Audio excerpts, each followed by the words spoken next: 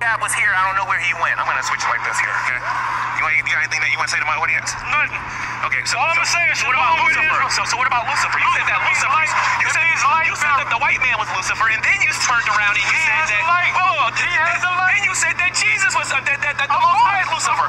So how is the white man Lucifer and how is the white man Lucifer and Lucifer being a bad person? How is that? I said that. I never said that. Yes, you did. You said that the white man was Lucifer. You said the Most High is Lucifer. Lucifer means light bearer.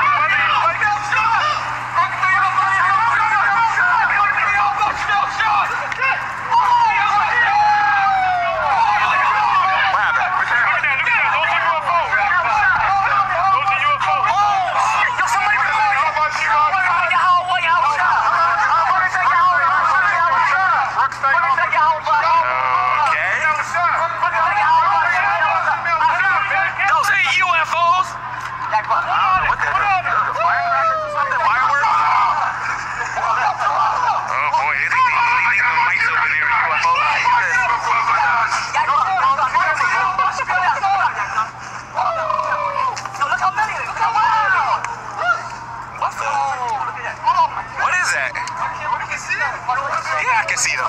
That's fun. Hey, that's beautiful, man. They think they're looking at UFOs. They think they're looking at UFOs.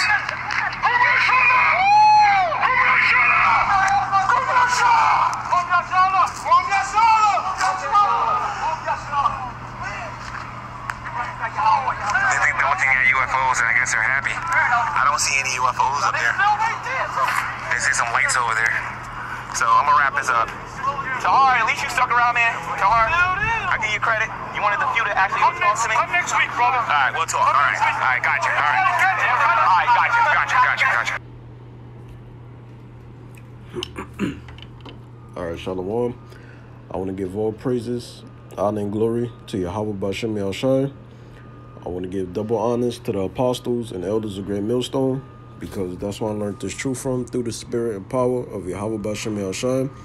Yahweh is the true name of the God of Israel. Yahweh Shai is who the world ignorantly calls Jesus Christ, but his one and only true name is Yahweh Shai. And pretty much what you're seeing in the video, you know, the brothers of the main camp, you know, Great Millstone, New York, you know, they was having a dialogue with vocab, and at the ending of the you know, the greeting, you know what happened? You had G-Man come, and then G-Man, he pretty much was you know, all up in the apostle face, not in like a malicious way, but you know, pretty much just trying to like force a video to get some footage and stuff like that. But then what happened? A fleet of UFOs came, and we know that according to the Bible, the so-called UFOs are the chariots of Israel, all right, or the chariots of God, as you know, a regular ordinary person would say. And this is how the elect of the nation of Israel is going to escape the nuclear destruction that's going to come upon America, which America is known as Babylon the Great in the scriptures, all right? This is how we're going to escape the nuclear destruction. How do I know that? Because when you read the book of Isaiah, chapter 26, verses 20 through 21, and the book of Revelation, chapter 18, verses 4 through 5, this is how we're going to receive salvation. And our forefathers were very familiar with the so-called UFOs, even during slavery. Like Apostle Gabar brings out, you know, you had the slaves, they were singing a song called Swing Low, Sweet Chariot. See, our people, our forefathers and foremothers, they knew what the so-called UFOs were. And what does the scripture say in Luke chapter 21, verse 28? Look up, for your redemption draweth nigh. All right, when we see these so-called UFOs, we're supposed to be happy. We're not supposed to think negative.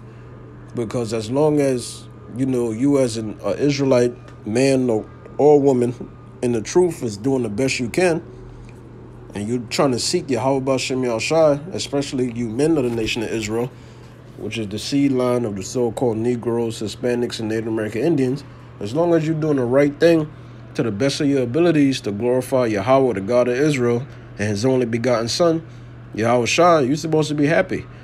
All right? You're supposed to be happy. You're not supposed to have any negative thoughts when it comes to chariots, because this is our ticket out of hell. And when I say hell, I'm not talking about a place where you burn forever, because that's not in the Bible. I'm talking about the living condition that we're in, because we're under these curses. When Yahweh Shai, who the world ignorantly calls Jesus Christ, comes back by the way of the so-called UFOs, which the so-called white race calls the alien invasion, which the white race in the Bible, they're known as the biblical Edomites. When he comes back, he's coming to bring salvation. And this is how he's coming back. This is our ticket out of this condition that we're in. This is how we're going to achieve immortality and be perfect. The reward begins when the elect of the nation of Israel, when we get beamed up. Lord willing, I'm a part of the elect. And this is what we hastening for. But there's prophecies that have to come to pass, such as martial law, the global economic collapse, you know, the hour of temptation, which involves the mark of the beast, which is the RFID chip implant. All right? And after that, what's going to happen? The nuclear missiles from Russia and neighboring allies is going to destroy America, which is known as Babylon the Great. And the Lord is not going to allow his elect to be destroyed by these missiles. We're going to be beamed up in a twinkling of an eye. And prophets talked about this. So I just want to get into this because the main point I want to focus on is what? Brothers have guardian angels, all right? The angels is always watching over us. The God of Israel, Yahweh, through his only begotten son, Yahweh Shai, is with us. When we on the highways and byways, he's watching over us. And that's a clear sign. You know, brothers saw a fleet of UFOs. You know, eyewitness accounts, eyewitness testimonies. That boosted their faith. And that's a beautiful thing to hear, and that's a beautiful thing to see. You could just see, you know, when I seen the brothers after camp, you know, their faces were glowing. You know, they were happy, they were excited. They were lively stones, like it tells you, you know, in 1 Peter chapter 2, verses 5 through 9, about the spiritual temple, the third temple, which is a spiritual temple, which represents the elect brothers of the nation of Israel. They were happy. And that's how we're supposed to be. We're supposed to be happy when we're teaching this word, full of energy. Happy to do what we're doing because what? There's a major reward for this. All right? So we have guardian angels throughout our everyday life. And I'm going to give you an example with Job. Now, this is on the book of Job, chapter 1. I'm going to just start from verse 6. All right? Because the perception is that what? Oh, Satan is this wicked angel. He doesn't listen to the Most High. He took like a third of the angels out of heaven, which that's not biblical. All right, you can't prove that using the Bible. Now this is the book of Job, chapter 1, verse 6. Now there was a day when the sons of God came to present themselves before the Lord. Whenever you see the word Lord in caps like this, it's talking about Yahweh, Strong's H3068. All right, the God of Israel, the name that, you know, that was given unto Moses to tell the children of Israel. It says, and Satan came also among them. So what does this let you know? Satan is the son of God, all right? He's an angel that obeys the Most High. See, up in the heavens, there's perfect order. You don't have rebellion in the heavens. The demons on the left-hand side and the angels on the right-hand side, they don't just do whatever they want to do. They're programmed to do the bidding of Yahweh B'Shem Yahushai. It even tells you that in what? The book of Ecclesiasticus, also known as the book of Sirach, chapter 39, verses 28 on down. The different spirits of vengeance that you see. All right? So verse 7, and the Lord said unto Satan. So now this is a dialect between the God of Israel, a physical being that has a body, talking to Satan, another entity. All right? It says, and the Lord said unto Satan, whence comest thou? So this is Satan's response. Then Satan answered the Lord and said, from going to and fro in the earth. How did he do that? And from walking up and down in it. Because Satan, he's an angel. He uses a so-called UFO to travel. Verse 8, it says, and the Lord said unto Satan, hast thou considered my servant Job, that there is none like him? Because Satan's job is to what? To tempt you, all right? To try your faith. Because if you're a brother in this truth and you're not going through nothing, that's not good. You're going to always go through something in this truth. But the Lord, according to 1 Corinthians chapter 10, verse 13, he's always going to find a way for you to escape. Why? Because more than likely you're a part of the elect. It says, and the Lord said unto Satan, hast thou considered my servant Job? Meaning, you know, did you tempt Job, you know, to try his faith? That there is none like him in the earth, a perfect and an upright man, one that feareth the Most High and escheweth evil. Then Satan answered the Lord and said, do Job fear the Most High for naught? Verse 10. So this is a dialogue that they're having up in the heavens. Has not, and here's the point, verse 10. Has not thou made an hedge about him? What's this hedge talk about? It's talking about the guardian angels. All right? When us brothers is prophesying, there's angels around us. When you walking in your everyday life, there's angels around you. They're protecting you. Verse 10, it says, has not thou made an hedge about him and about his house and all that he have on every side? Thou hast blessed the work of his hands, and his substance is increased in the land. You know, that's the only, that's what I want to focus on. The fact that Job, had a hedge about him.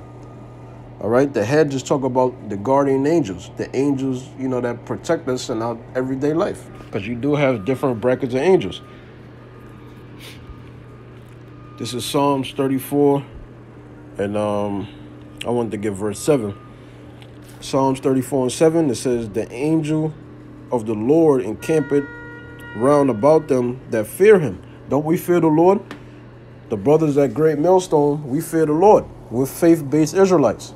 And our faith was boosted, this Saturday. Heavenly. Read it again, Psalms 34 and 7. The angel of the Lord encampeth round about them that fear him. So we don't have to fear nothing. Who do we fear? We fear the God of Israel, Yahweh, and his only begotten son, Yahweh Shai. We don't fear demons. We know the name of the Lord. It says, about them that fear him and delivereth them. And that's what's getting ready to happen. The strangeness of his salvation that you read about in Wisdom of Solomon, chapter 5, verse 2. This is what's getting ready to happen. The Lord is getting ready to deliver us. But before he delivers us, certain prophecies have to unfold before Yahweh Shai makes his second return. All right? And we have angels that walk past the camp. You might see a guy that looks like a bum, or, you might have a guy that has a perfect afro and a perfect beard walk past the camp. And you might be like, damn, there's not too many people that look like that. Not saying every person that looks like that is an angel, but the scriptures do tell you how we entertain angels unaware. And I'm pretty sure almost every brother in Great Millstone, you have some type of encounter, with an angel. All right? Whether it was just a guy that just walked up, he talked to you for a couple of seconds and then just disappeared, just walked away. Now, this is the book of Psalms chapter 91. I'm going to end it with this. Psalms chapter 91, verse 11. For he shall give his angels charge over thee to keep thee in all thy ways. Exactly. The Holy Spirit, the wisdom, knowledge, and understanding. All right. So the angels are protecting us. Our guardian angels is protecting us, as well as in the heavens. Yahweh Bashem Yahshai, he's with Great Millstone.